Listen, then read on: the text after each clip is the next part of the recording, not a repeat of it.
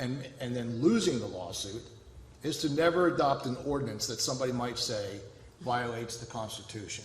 Now, I recognize that there was a lot of public comment that was criticizing the ordinance that we adopted as being contrary to the First Amendment rights.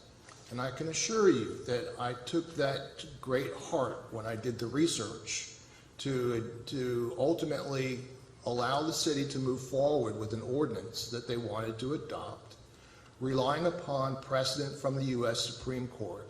And it's the same precedent, by the way, that the governor's attorneys are relying upon in their efforts now to try to control the language that's going to be on signs within the Capitol building.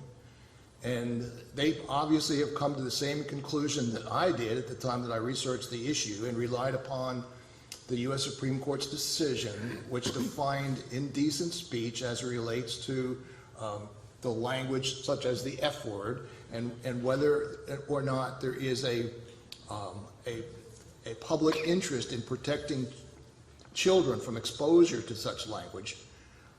But they may find that their ordinance, their regulation is determined by a court also to be in violation of the Constitution, as our circuit court judge did, or they may find a judge up in Tallahassee that's going to rely upon the precedent that I relied upon, and apparently that the governor's attorneys are relying upon, that found that it was legally permissible to regulate indecent speech.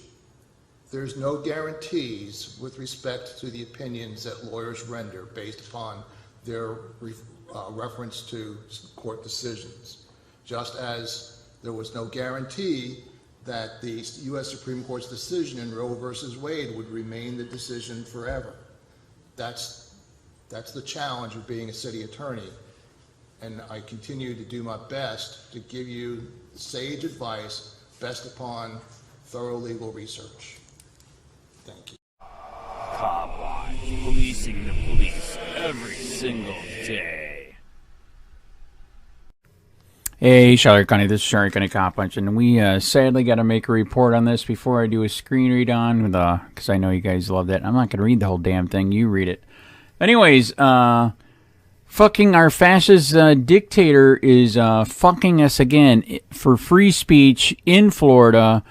You know, people keep saying we're fucking free, but yet we got the most people in jail and prison than the whole rest of the world. How the fuck can you be free when it's like that? You guys are fucking stupid sheep.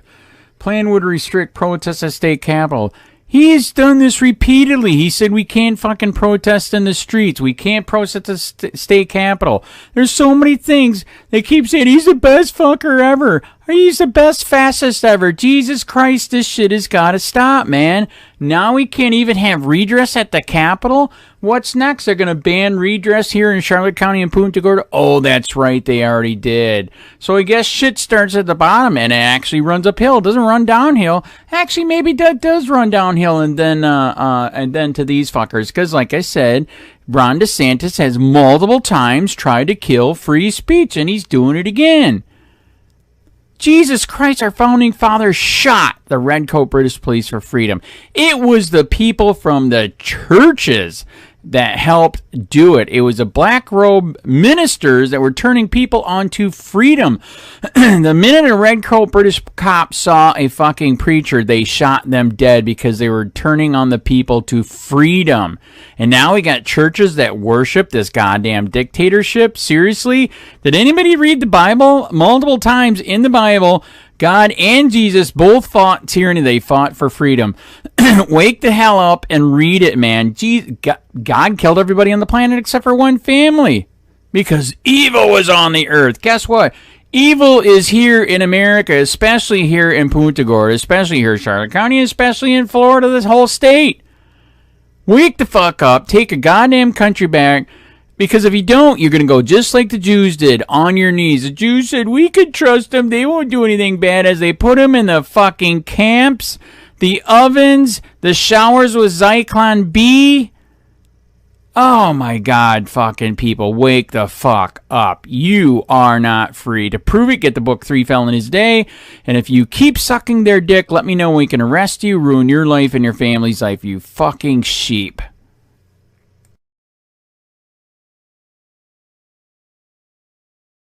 Plan would restrict protests at state capitol.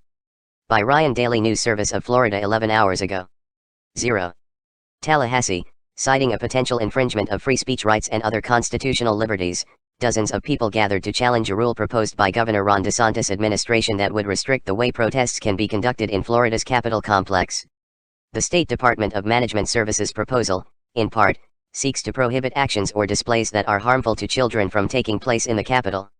Because the Capitol complex is often a destination for children learning about their state government, visual displays, sounds, and other actions that are harmful to minors as defined in state law, or which include gratuitous violence, or gore, are not permitted in any portion of the Capitol complex that is not a traditional public forum, the proposed rule said. Numerous individuals and representatives of advocacy groups that frequently hold demonstrations at the Capitol pushed back against the proposal during a public hearing Thursday. Rich Templin, Director of Politics and Public Policy for the Florida AFL-CIO, said he has spent decades in and around the Capitol and sees absolutely no reason for a change in this rule. In 20 years, I've never seen the process stopped or impeded for any significant amount of time, much to my chagrin, to be honest. I've never seen gore inside the Capitol complex. I've never seen officers or staff hurt, Templin said. Templin also said he has guided tours for elementary school children of the Capitol building and never ran into the issues the proposed rule seeks to block. Protests have long been commonplace inside the state capitol. During the 2022 legislative session, for instance, student protesters filled the building's fourth-floor rotunda, just outside of the doors to the House and Senate chambers, voicing loud objections to a controversial education measure. The measure, which ultimately was signed by DeSantis, is designed to bar classroom instruction about sexual orientation and gender identity in early grades. Republican lawmakers who supported the bill described it as a way to strengthen parents' control of what their children encounter in the classroom. The measure's detractors disparagingly labeled it the Don't Say Gay bill. The proposed rule could be used to censor viewpoints in support of LGBTQ+ youth and families, Kara Gross, legislative director for the ACLU of Florida, said in a statement condemning the plan. Representatives from other organizations similarly criticized the proposal as having the potential to allow state leaders to stifle political foes. Not only is the proposal itself outrageous, but the way they want to implement it will amount to nothing more than profiling by the state Capitol Police, Tessa Petty, co-executive director of the Florida Immigrant Coalition, said in a statement. They want to empower law enforcement to remove individuals they think may prove disruptive from traditional public forum arenas. Another part of the proposal dealing with disturbances and removal from the Capitol lays out offenses that would cause violators to be removed from state buildings for trespassing.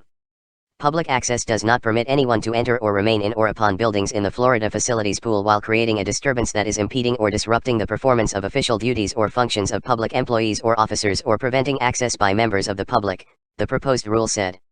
N.R. Hines, a criminal justice policy strategist for the ACLU of Florida, said parts of the rule are unconstitutional. Protests are a crucial means of expressing disagreement with your government, Hines said. Hines pointed to a portion of the proposal that laid out criteria for trespassing and removal by law enforcement such as the Capitol Police as being a violation of rights. The proposal discussed Thursday included some changes from an earlier draft of the plan. For example, the latest version of the proposed rule dropped a provision that would have prohibited conduct in state buildings that creates loud or unusual noise. Another change walked back a part of the rule that would have allowed people to be removed from state buildings for conduct that would be likely to impede or disrupt public officials' duties. The Department of Management Services is accepting written public comment on the proposal until December 8.